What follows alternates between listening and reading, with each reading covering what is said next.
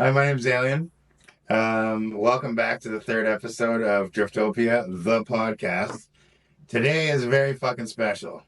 This You is got that right. this is my brother from a different mother, Hollywood. I'm gonna interview him, and it's gonna be unbelievable.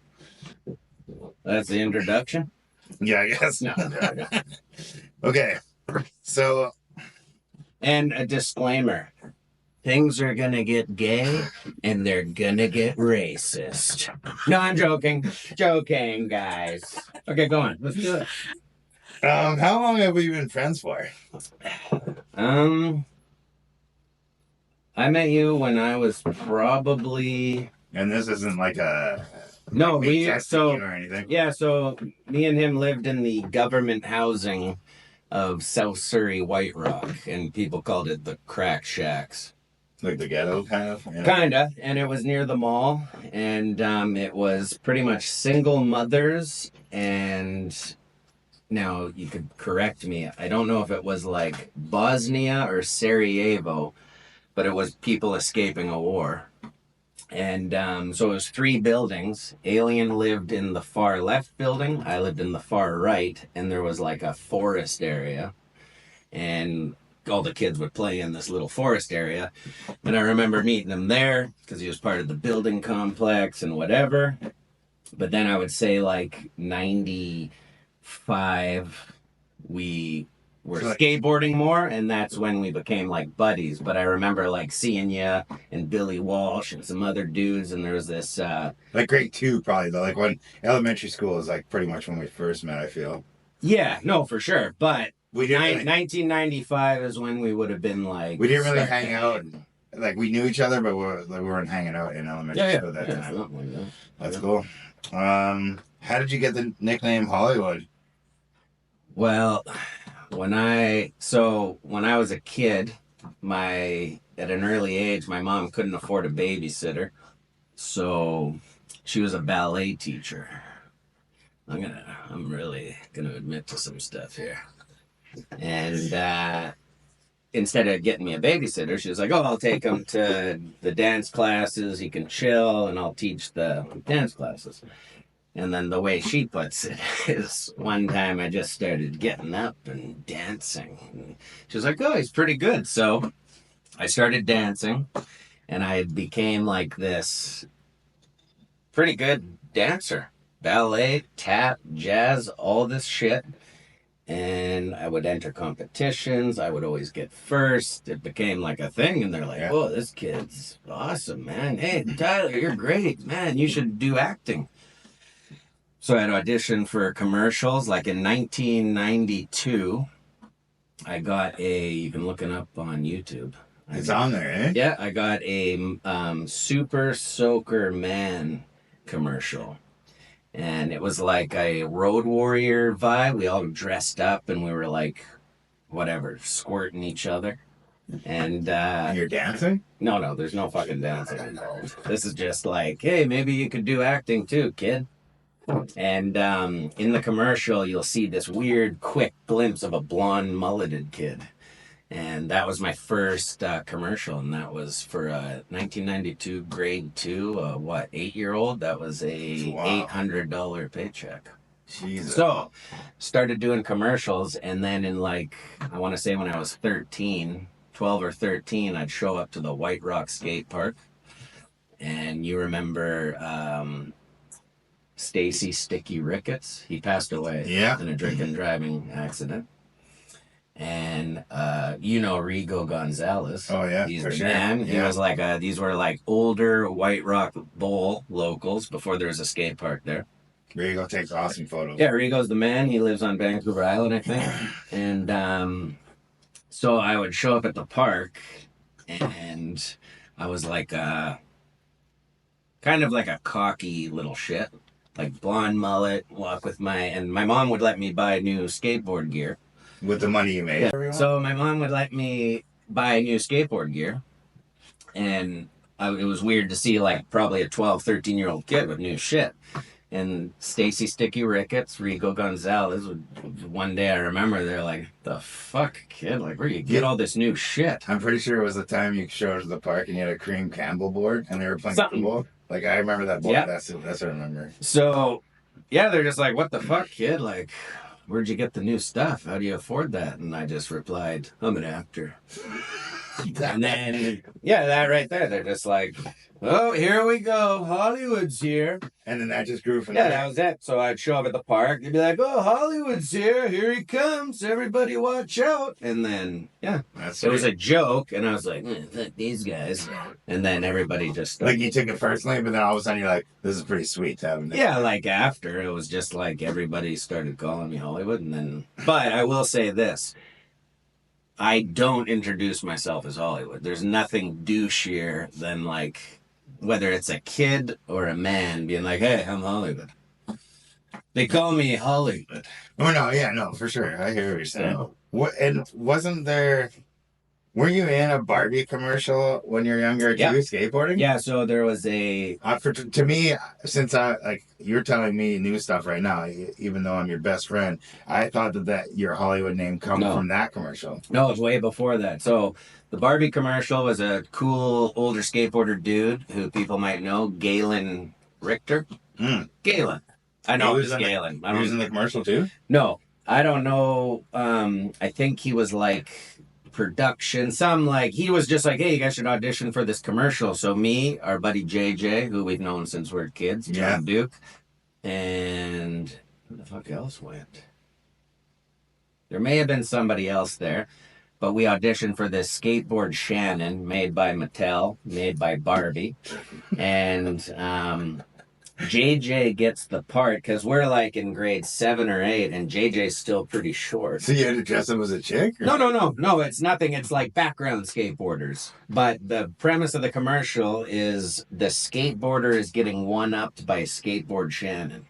Oh, so there's a little kid in it, like a 11-year-old boy, and he's pretending to do tricks and skateboard Shannon comes in.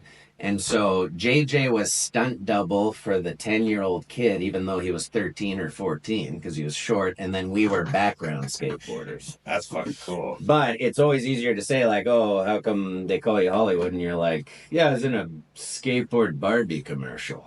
And I guess that is easier to say. Yeah, for sure. There's more to the story. But to elaborate more on like you talking about how you were in dance contests and stuff, did you ever, like, you entered, I'm pretty sure you have some amazing VHS tapes that I've seen that your mom's played me at your house. Yep. And what's like one of the favorite ones that you remember? Like, because I remember there was a couple that were unbelievable. The thing about, like, growing up, so I danced, and then I started skateboarding, and I was like, "Oh my God, dancing is fucking lame, man." But the thing you have to understand is, like, I'd go to competitions and get first. I'd get standing ovations. This sounds, I'm not here to, like, being cocky and tooting my own horn, but this is the truth. I would literally be on stage by myself, and people were like, "Oh my God, he's amazing." Like throwing roses at you? Yeah, it was fucked. And I was like, "Oh, this is easy." So then I find skateboarding, like, I remember our buddies Mike Slauson, JJ, Killer, and somebody else in that Meridian neighborhood. Tyler McKinnon? Yeah. And they were just like riding skateboards. And I'm like, whoa, that's fucking cool, man. So I just kind of followed suit, got myself a setup. And then in 1996 or 7, I was like, dude, people can't know I danced. Like, I'd be gone I would be like training dancing Monday to a Friday. Crazy. And telling people I have to go to my dad's house. This is all new to me. So, you guys, like, this is like... I want people to imagine, like, being a dancing kid in 95, 96, getting a skateboard, and then just being like, "Oh, fuck, if anybody finds out, I'm totally screwed. I'm done." So I had to, like, I'm going to go visit my dad. Couldn't skate, man. I don't understand. It's like, well, my parents are divorced. I go to Surrey and spend time with my dad. Meanwhile, I get off school at 3 o'clock, I go straight to a dance studio and practice ballet and tap and all this crazy shit. So 1997 comes and people are like, "Oh man, you're gonna be big. You're so great, And you're like, well, such a guess what? good dancer." I'm like, "I quit." And to be honest, and this has nothing to like you're in a 13-year-old. I'm like, did they push everybody's gonna call me gay and they're gonna think I'm gay, and that's literally all it had to do with is being Crazy. scared to be called gay. But was it expensive? Like, you know, like it's expensive for a parent to pay for hockey. No, or, so like, my mom was that. a ballet teacher, and the woman who owned the dance studio Oh, sweet. Yeah. fell in love with me and is like thought I was gonna be the next big thing. So it probably like my mom, she worked her ass off and had enough money we got by and it was great. Yeah. But she couldn't pay for all that, so I'm sure it's maybe expensive if your kid's going to dance 5-6 days a week and trying to make a thing of it. Yeah, for sure. I just tagged along and it turned into something super quick. So yeah, no, I quit that, and my memories are like I was almost more confident as a 13-year-old than I was an adult. Like I was just like, yeah, where do you want me? I'm here. I'm ready. Like you just show whatever the fuck it was, dancing or skateboarding. And now you're like a little more humble and well, I don't know, I don't wanna. But what did you ever like have costumes? Did you ever? Yeah, so there's a dance I did. It was called Conquistador. You could pull up the song or look it up. It's like a rock and roll We're gonna song. find that footage. It's called Conquistador, and I'm twirling around in a velvet red. So you're like, who would make your suits? There's costume designers. It's a whole thing, man. It's weird. That's crazy. It's a world. So okay, and didn't you know Michael Jackson? Yeah, Michael Jackson. And then back to the thing is finally when I'm in like mid high school, we'd go have like drinks at my apartment, and my mom would be home like, "Hey guys, you want to see a cool video of Tyler dancing?" And I'm like, shut. No, but check this out. This is pretty wild. So she brings out this video, starts playing it, and I'm like, "This is it." I'm losing all my friends, and she plays it, and everyone's like, "Holy smokes, man, you're good." And you were like, "Why'd you quit?" Exactly. What the hell, man? You should keep dancing. And I'm like, "Huh?" You're like, "That's not what I wanted to hear." And I'm like, the whole time was just scared. Like, that's what probably made you a good skateboarder too, though. Like, you were like strong, like because you're maybe some footwork thing. The funny thing, like skateboarding with me was always very fun, and I would hang on for dear life for most tricks. So really, you'd think a ballet dancer would be more flippy, tricky, inny outy, but I was just more like. Yeah, no, like your fucking front board shoves. When you do those, I watch your body and you just pause, like you're doing a fucking. He watched my body. See, I told you it was gonna get gay. Talking about ballet and alien watching my body. Front board shove. Alright, what's the next question? Yeah. What was a funny memory of when we were kids growing up that sticks in your mind to this day? Oh God. Yeah, there's a ton. Hold on. Oh, okay. This ain't actually going to make you look good. You're not going to expect this one. It is what it is. So. Not about me. It can be about the whole. No, that's you. Okay, sure. So. And we're like 13. He's a year older than me, 13, 14. And my mom was like, "Hey, here's $20. We used to skateboard down to White Rock Pier. On the way, hit stairs and do fun shit, and then jump off the pier." There it goes. So my mom's like, "Here's $20. Get yourself whatever. I don't know what gets you $20 there." She was like Subway and some stuff. So we get to the beach, and when we got to the beach, I had gotten myself ice cream. And then we go to Subway. There used to be a Subway on White Rock Beach. And when it comes time to get the Subway, I'm like, "Hey man, you get the 6-inch and I'll get the foot-long because I'm the guy with the money." And he's like, "Dude, you already got an ice cream. I should get the foot-long. You should get the 6-inch." And I'm like, "The fuck, man? My mom gave me the money." He's like, "Dude, no, that's bullshit. You already got an ice cream." And somehow I paid for the foot-long and I got the 6-inch. Is this manipulation? Is this how the I Hate Dan Club started? So yeah. So I was gonna ask this a question. I kept it off the question list. I was like, I'll keep that out. No, But this motherfucker just brought it up. yeah, so he doesn't know this, but when we were kids, he'll bring up, like, we'll be having a fire with all the cronies and the skateboarders coming.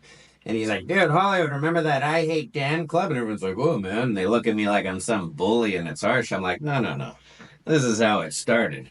That little thing happened. I'm like, fuck this guy. And then another thing happened where we found like a purse or a bag and it had a bit of cash in it. No ID, but it was just like a weird little purse with a wallet and like, I want to say it was under $100. Let's make up a number and say it was 80. And it was me, him, and this kid, Billy. And somehow, through words and fucking whatever it was, he ended up with half, and then me and Billy split the other half. And I'm like, how the fuck? Like, I don't understand. And then me and him were like, no, what? Fuck Dan. And then there was literally... And we started an I Hate Dan Club. And it lasted, I want to say, like, couple months. Yeah, it's a couple months. And then we skated a rail outside the board camp. It was where it was 3 set, 4 set, 5 set. And me and him were board sliding it. We hadn't spoken in months, but we're both board sliding it. And then we both board slid it. We took a photo that day. And I remember I have it. And then it was like, hey, oh yeah, nice skating with you, man. And then we rekindled the friendship. Yeah, we became buddies again. Yeah, I'm sorry. Oh, hey, man, I'm sorry about the subject. Yeah, cheers. Right on. Okay. And then I don't know if he's gonna ask it, but we both also lost our virginity together. To keep on the gay talking. Yeah, for sure. I'm joking, that didn't happen. Anyway, what's the next one? What's the funniest mushroom trip story or stories you can remember? Like all above from when we used to eat mushrooms to like right now we just eat mushrooms, but I'm not going to say that aloud. Well,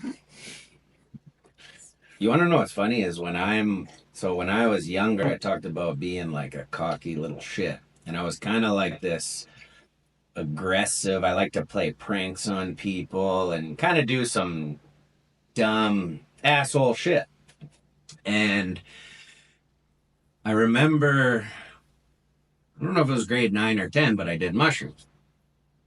And I just remember being like, yeah, you want to know what? People are fucking cool, man. Like, you're kind of an asshole. People are fucking cool. And it was always, like, when I say I was an asshole, it was always for entertainment value, but it would have... For your entertainment. My entertainment and people maybe watching, but it would have hurt somebody's feelings and whatever. So, like, I started doing mushrooms and started doing them. Like, I first did them, started doing them. Want to say grade 9 or 10, it made me be like, you know what, everything's beautiful, everyone's awesome, and it kind of like humbled me. Did we do it for the first time together? I'm pretty sure we did. I don't think it was. I can't remember. But me and him, we're like one of these, I want to say like closer to the end of high school, we decided to do mushrooms. And in White Rock, it was... like junk day. Every town had a junk day. Or what's it called? Where they put everyone thinks they're like, okay, put it out and maybe someone can collect it. Yeah.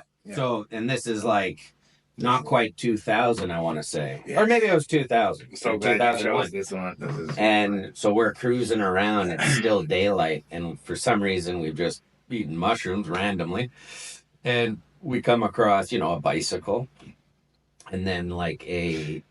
Was it like a 3-wheel? It was like a tricycle, like a big wheel, and it's two small wheels in the back, and then the big one in the front. Yeah. And we tied like some whatever we could find. Telephone wire. Yeah.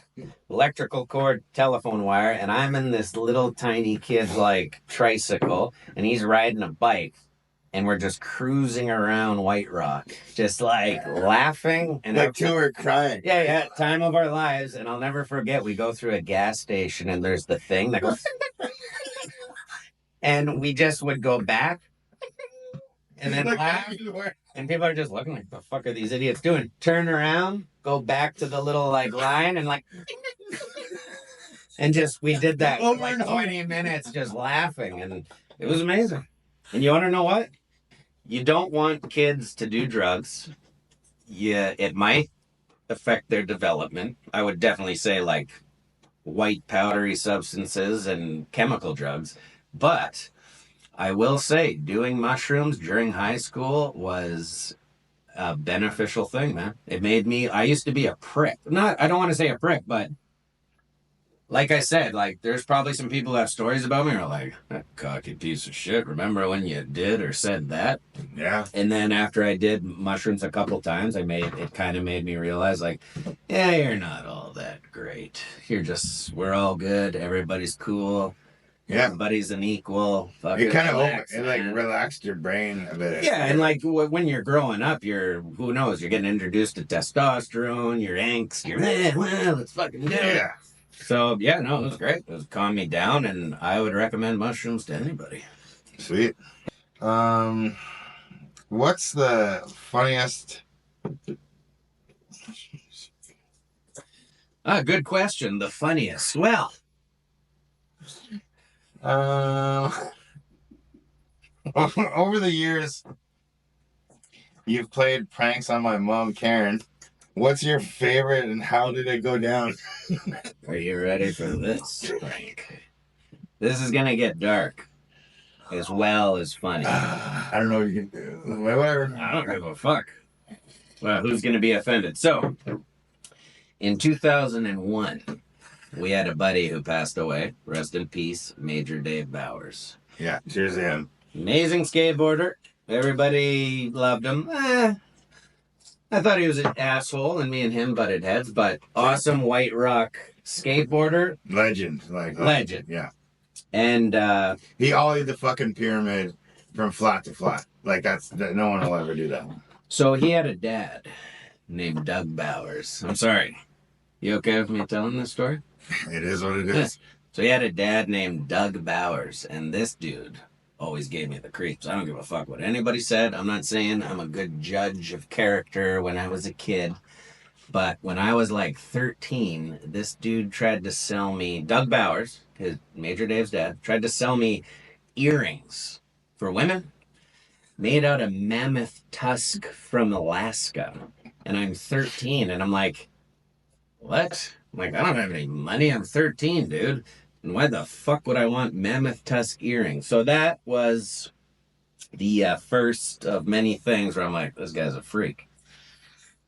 Fast forward, our buddy passes away, and his dad is, taking people's money because he started an online real estate thing where you could go through. Yeah, he took like $5,000 with my mom's money, my mom's sister's money. Yeah. So virtual tours, right? Hey, guess what, guys? I started a company, and I'll never forget it. Virtual tours of the house. It's the first of its kind. 2001, internet's getting going, and it's like, damn, man, yeah. So people are, here's $5,000, here's $2,000. He's like, yeah. Meanwhile, he's just taking the money, buying whatever the hell he's buying. And then when Dave passed away, everyone's like, oh, Major Dave, Dad, he's so awesome, blah, blah, blah. And I'm just like, yeah, fuck that guy. That guy's a piece of shit. And then another thing is John West had a dog named Brutus, rad boxer. John West, for people who don't know, is an awesome ex-professional skateboarder who rode for Foundation. He was the, first major pro of White Rock. And he loves dogs. He had Slugger, Brutus, amazing dog. So Brutus was a boxer. And one time he told me a story that Major Dave's dad came in the house and Brutus lost it on him. And I'm like, huh, you don't say. And Brutus was the nicest. Sorry, I'm sidetracking. But greatest prank I ever pulled on Karen, Alien's mom, was... Fast forward a couple years after, Doug Bowers gets caught with what? Not only that, distributing it. And it's like, and in my mind, I'm like, yeah, totally makes sense. Everyone's like, oh my God, can you believe it? And I'm like, yeah, kind of. I mean, weirdo. You don't know if someone's a but I'm just saying, yeah, makes sense. And so I call Karen one day, and this has already been in the news. It's fucking water under the bridge. Not water under the bridge, but it's done. And of course, he still owes Karen money. So I call Karen, and she's like, hello. And I'm like, hey, Karen, Doug Bowers here. How you doing? And somehow I pulled his voice like, I don't know where it came from, but I was Doug Bowers. And your mom's like, yeah? And I'm like, yeah, I was wondering if you could do me a favor. I got a DVD collection. Could you store it for me at your house? Jesus. And your mom's like, excuse me? Into the phone. And then I started laughing, but it was my greatest impression / moment / pranking your mom I've ever Well, did. she's definitely out of all the ones that you've like fucked with her. That's definitely, she tells me that one all the time because it's pretty insane. Well, it's easy to fuck with your mom. So What's the point of this? What's the point of it all, man? Like, come on.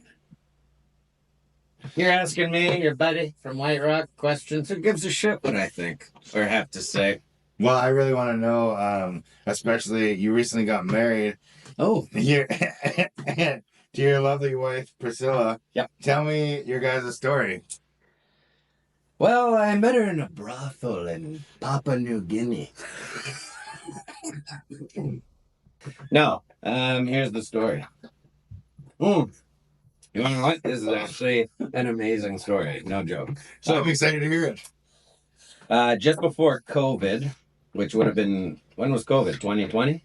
New Year? I'm pretty sure, yeah, 2020. Okay, so I spend winters in Costa Rica. I own property there, and I try to go as long as I can until I run out of money and yet da. And meanwhile, I'm like planting fruit trees, hanging out on my property. My buddy Nick, who's I guess technically my neighbor, he's from Santa Cruz. Super rad skater surfer dude. We go surfing, we hang out, and yeah, it's just like fun times. Winter in Costa Rica, best place on the planet, amazing people. And just before COVID,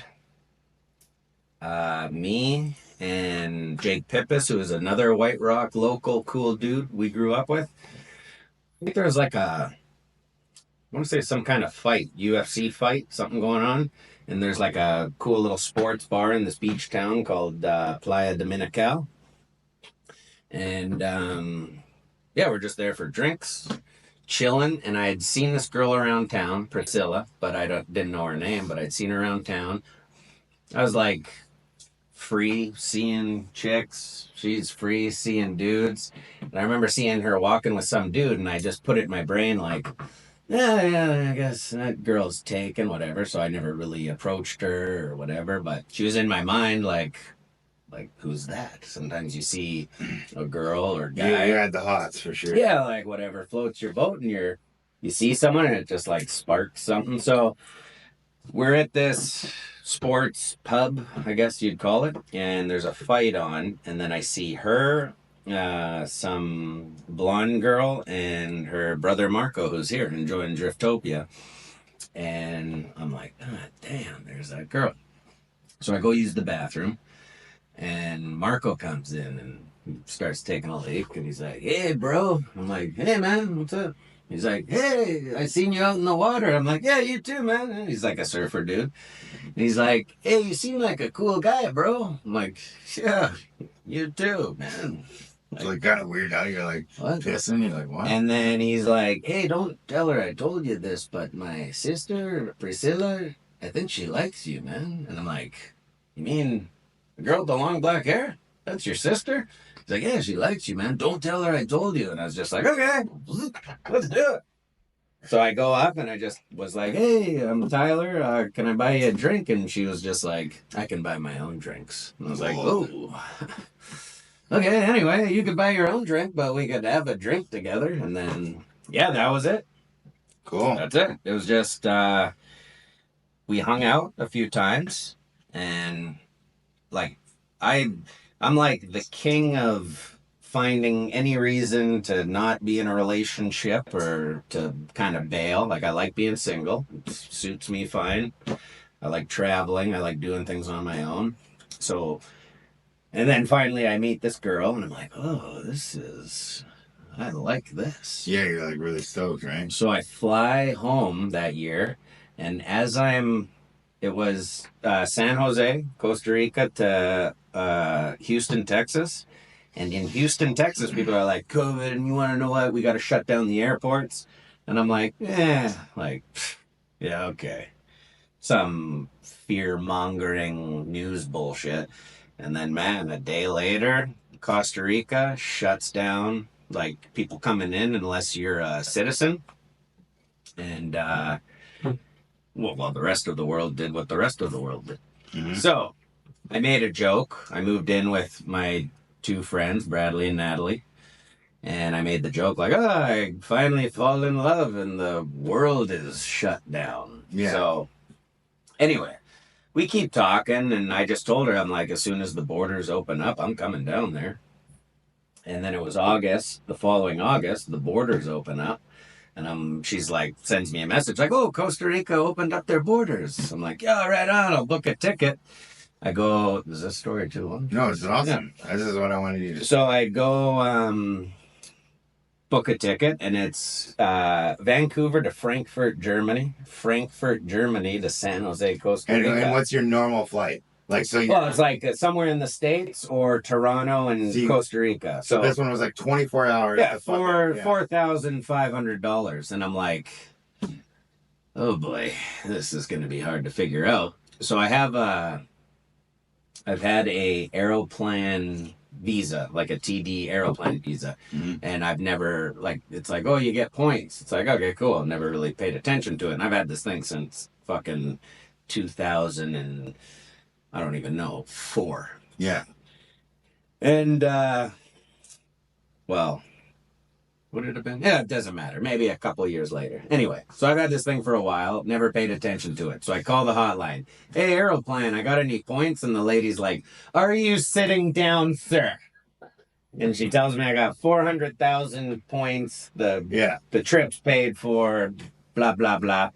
And yeah, I went to Costa Rica, and it was more of like, okay, let's hang out fully, see if, what the vibe is. Like, okay, we're hung out, we're talking the whole time during COVID. But I mean, you could create a honeymoon out of anything if it's all mental, really. Yeah. So it's like, well, it's kind of over the internet at this point. But I'm looking forward to seeing you. Let's see what happens. So I'm like, I'm coming for a month. Let's do this. And you literally, didn't you say like you were literally 2 people on a fucking full size 747? Yeah. So I get on this plane.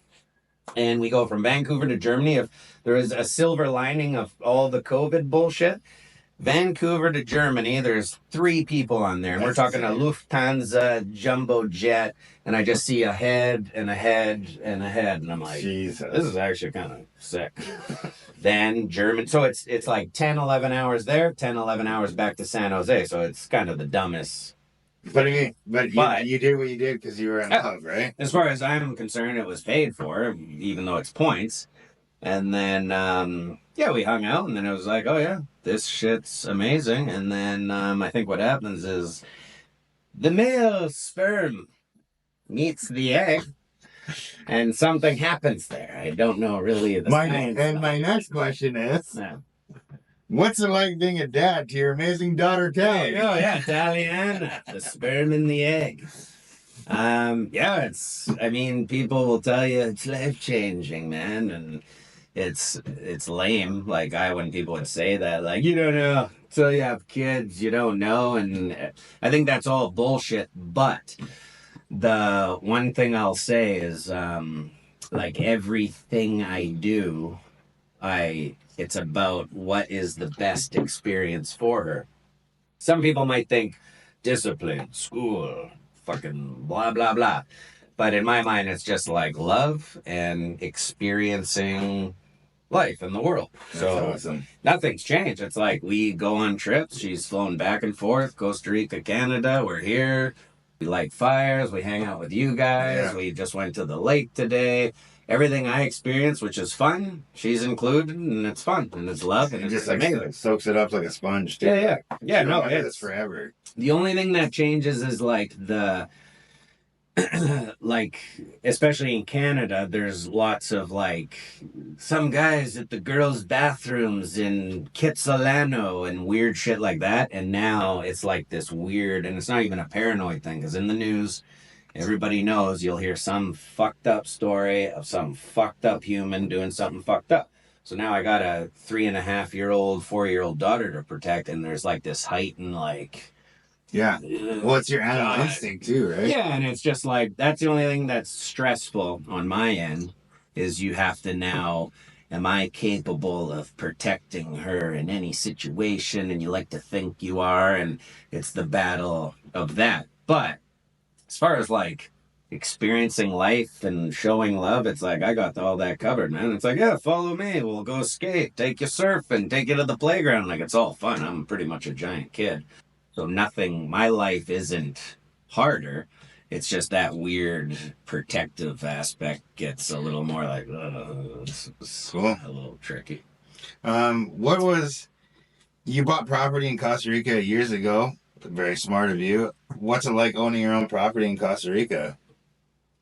I'm sorry, could you repeat that but in more of an interviewer tone? It's like we talk here and shoot the shit, and it's like, so, when you did here, did you Yeah, I guess that's. No, I'm joking. Cheers. Cheers.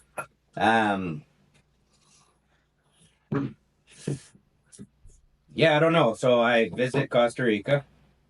I said I had a neighbor. Actually, I should tell this story. Well, just like even when you bought it too. No, this is changed my life in perspective of how I would want to live, and this is the most mellow story, and there's nothing grand about it, and people would think it's lame, but this is the truth. So my friend Jake Pippis lived in Costa Rica for a while, told me to go down there. I had like a little bit of a vacation time, and I went to Costa Rica. You fall in love with Costa Rica, I don't care who you are, it's an amazing country. So who my now neighbor is, Nick. He's a Santa Cruz skateboarder dude, surfer dude, rad dude. He had me over like before I bought the property, and he's got this beautiful family, wife, beautiful dogs. He now has a son, living the dream, huge property. Everything he plants on his property is probably, if not is, edible. So we're having dinner. He's making us dinner, and it's just chicken. And he's like, oh, you guys want some hot sauce? And I'm like, yeah, sure, man. So he's barefoot, walks out of his kitchen into the garden, but it's the jungle / garden. Yeah. And he just like starts picking leaves and picks a hot pepper and he's just like walking around picking stuff. Comes in, throws it in a blender. Maybe there's olive oil involved, salt, pepper, lime, which he picked. And then just like blends this contraption up and then brings it to the table. He's like, oh, here's some hot sauce. And I'm like, that was fucking amazing. Like literally watch. Yeah, you want some hot sauce? Let me walk through my Garden of Eden and make you some hot sauce. So, that's amazing. Yeah, dude, after seeing that, I'm like, I think this is more my thing than the city thing. So like that actually motivated you to move there?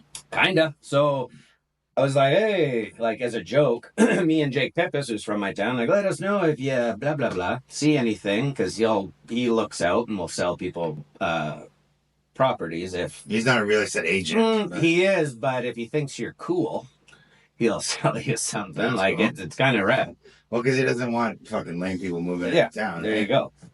And so I was like, yeah, let us know. And he's like, hey, man, it's his Tico buddy, who's a local.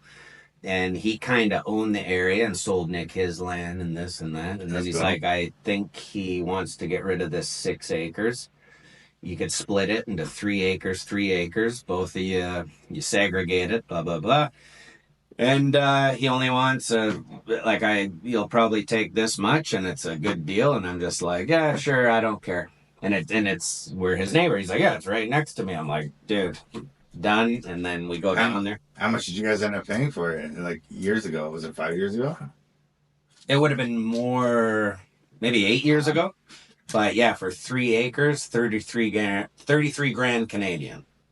Yeah. That's insane. Yeah, it was great. It was awesome. Amazing. So it was just like one of these, like, yeah, fuck it, let's do it. And yeah, that's it. It wasn't like a crazy master plan, but it was just like little things. But imagine you didn't do what you did back then.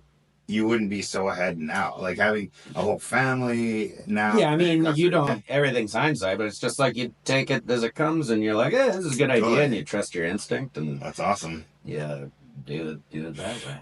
I remember you telling me about a cool restaurant idea you had now that you're like, you got your house being built in Costa Rica.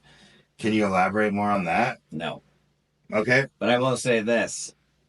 Me, Pre's brother Marco, the cool dude, and Pre, I want to open up a restaurant in Costa Rica. Very simple.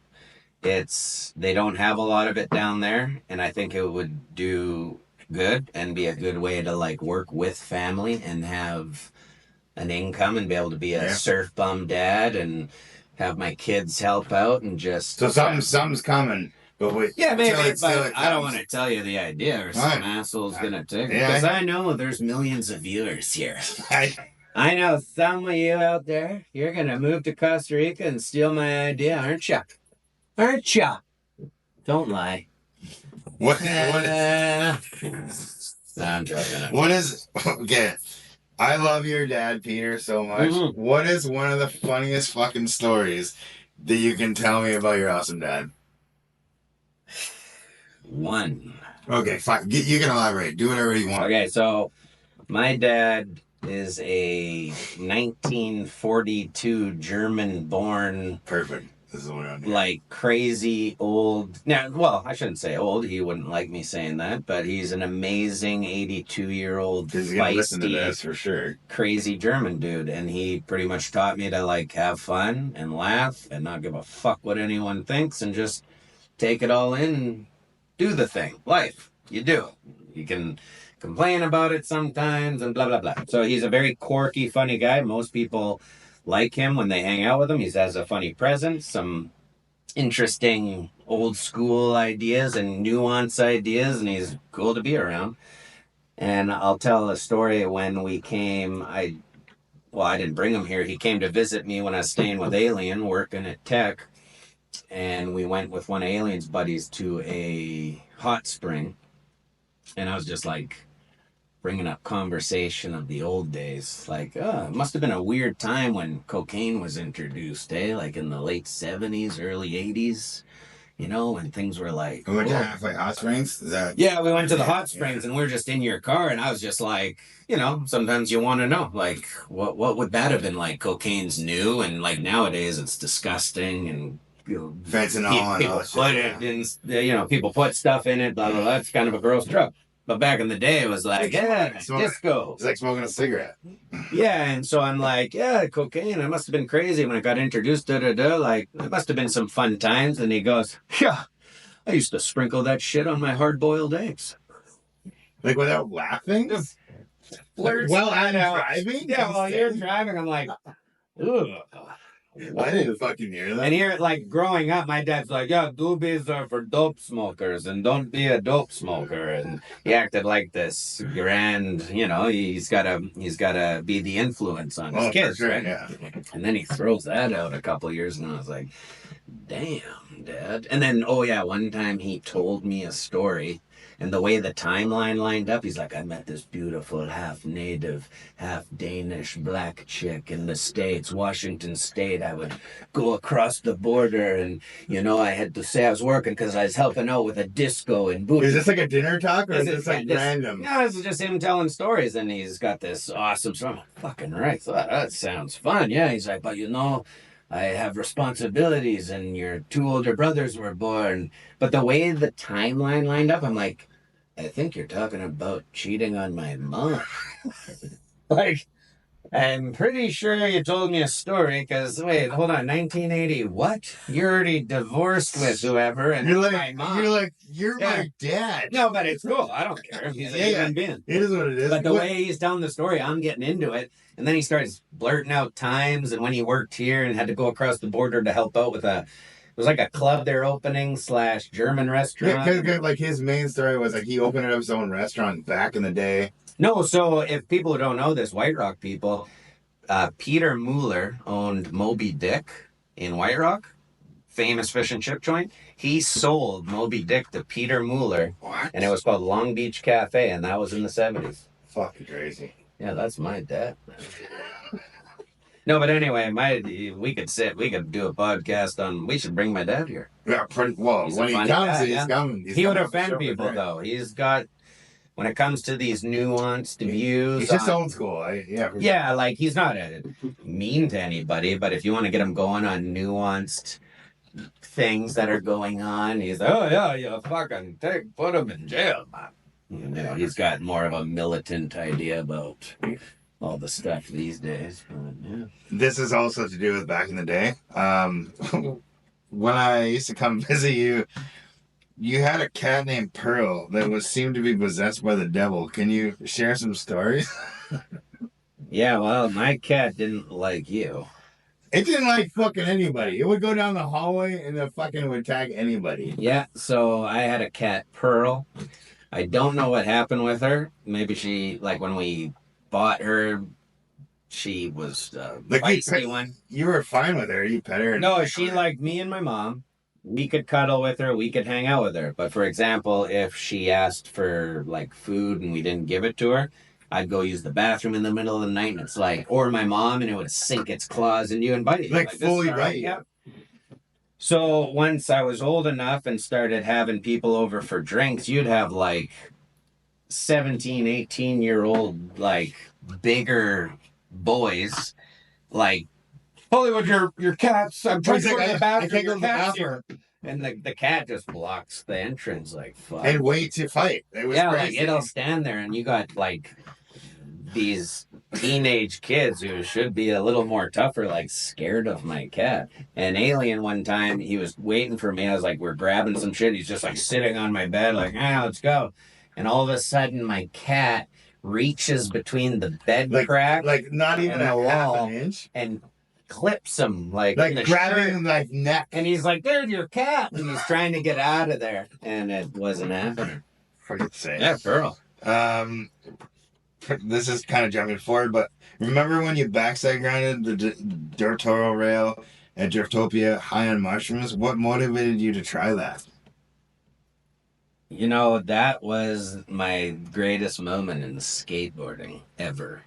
And I don't agree with that, but you... Dude, it doesn't matter. In my mind, it was like... Because I'm like an old dude. It's COVID. Not old dude. I'm 30. No, all of our friends were there. All our friends are here. We're eating mushrooms, drinking, having an amazing time. And I'm like, yeah, maybe I could do this. Yeah, and, you know, the first maybe it was 3 or 4 attempts, I'm just bailing, and it's like, whoa. And I remember, like, people were sitting up here, their buddies.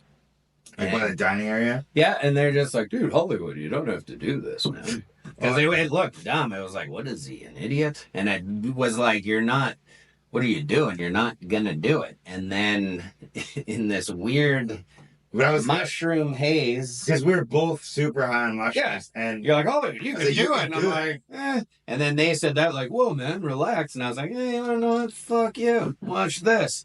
And then, yeah, in a weird, like, I got on the rail, and then I heard grinding, and then I heard plywood, and then I fell in dirt. And I was like, oh my God. I think that just happened. I think it did it. Yeah, and then your alien just like, oh my God. And it was fucking great. That's why it was one of the greatest. No, that was like, yeah, it's fucking awesome. Yeah. That's the shit this place brings. Awesome. Amazing. That's what I want to say too. And sure. Everything. Yeah. Overall, what's your favorite thing about Driftopia? Well, what I was gonna say about doing this backside grind is the camaraderie and the fun this place brings. Like all the shit, all the videos I see happen here with you, it's like amazing. It's pretty much like skateboarding is a funny fountain of youth thing, and you can ask people to come here and experience youth and just pure joy again. You can be 40, you can be 80. This is why we all started skating, is because we're all together as friends, and that's why people come as groups or whatever, 2 people, and then they get to enjoy that aspect of skateboarding. Even as we get older, I'm just so happy that I'm a part of like still skateboarding. Well, I will say this about you. Like, people will be like, oh, he's got this bowl in his backyard, lucky him and all this, but this whole thing is for other people. I don't Like, skate. you don't. Me and you skated the bowl like once together. We skate handrails and ledges and so it's like for you to just be like, hey, come enjoy this amazing place. I mean, that's what it's all about. And when I say ages, it's like I remember bringing my dad here, and he's just like, he's not even a skateboarder. He's like, holy shit, man. That's cool. This place is fucking amazing. Well, Hollywood, I love you. You're the man. Love you. Cheers to everyone. Cheers. You guys are the man out there. Until the next podcast, you can mail in all your random questions or whatever you want, and I'll post it too. Yeah, love you all. Cheers. And if you want to pay me for sex, you can email me personally. And if the price is right, we'll do it.